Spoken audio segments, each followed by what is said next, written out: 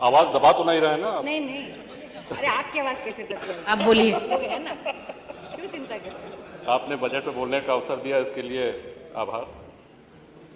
महोदय, मैंने 2 वर्ष पहले भी अपने बजट भाषण में ये कहा था कि कोई भी बजट न इतना अच्छा होता है जितना सरकार बताती है और न इतना बुरा या खराब होता है जितना विपक्ष उसको कहता है।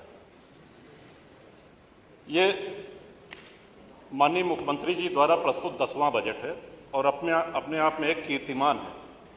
आज तक कोई भी मुख्यमंत्री उत्तर प्रदेश में 10 बजट, वो भी लगातार, प्रस्तुत करने का कीर्तिमान। और इसके साथ ही साथ माननीय वित्त मंत्री जी का ये 9वां बजट है।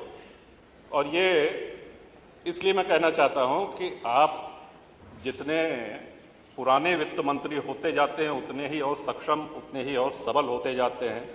उसी तरह से हम लोगों को देखा करें, क्योंकि आपकी एक आदत है, हम लोग कोई काम लेकर के माननीय मुख्यमंत्री जी के पास जाते हैं, वो कहें कि ये खन्ना साहब देखेंगे, सुरेश जी देखेंगे। जब आपके पास जाते हैं तो आप कहते हैं कि भाई दांत के डॉक्टर को घुटने का दर्द बता रहे हैं, इसको आप वहां जाइए।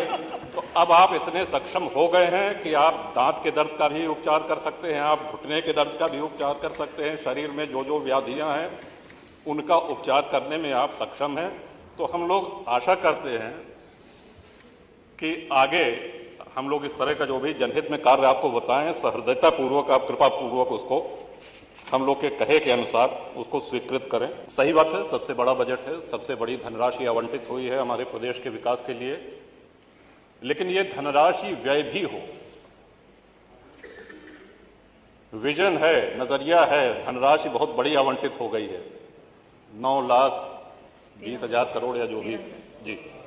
लेकिन यदि ये धनराशि जनहित में व्यय ही न हो, हम सभी माननीय विधायकगण चाहते हैं, आप प्रस्ताव मांग लीजिए, 10-10, 20-20 किलोमीटर सड़कों का प्रस्ताव सभी लोग दे देंगे, उसको स्वीकृत कर दीजिए। कम से कम धन खर्च होना चाहिए। तो ये एक अनुरोध है कि शुभकामनाएं आपको, ऐतिहासिक बजट और इतना बड़ा बजट लाए, लेकिन ये धन व्यय होना चाहिए जनहित में। इसके साथ ही जल जीवन मिशन में जहां टंकियां नहीं बनी हैं या बनने के बावजूद चालू नहीं हुई है, वहां पेयजल का संकट है। हैंडपंप दिन प्रतिदिन खराब होते जा रहे हैं।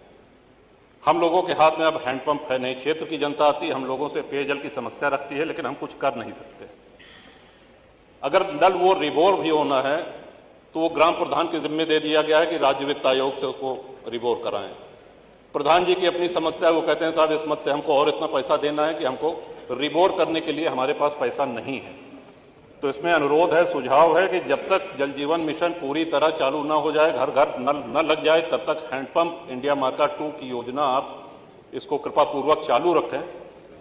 गर्मी आने वाली है, पानी का स्ट्रेटा कम हो रहा है, नीचे जा रहा है, पेयजल संकट आएगा, तो इससे निदान, इसके निवारण के लिए ये आवश्यक है।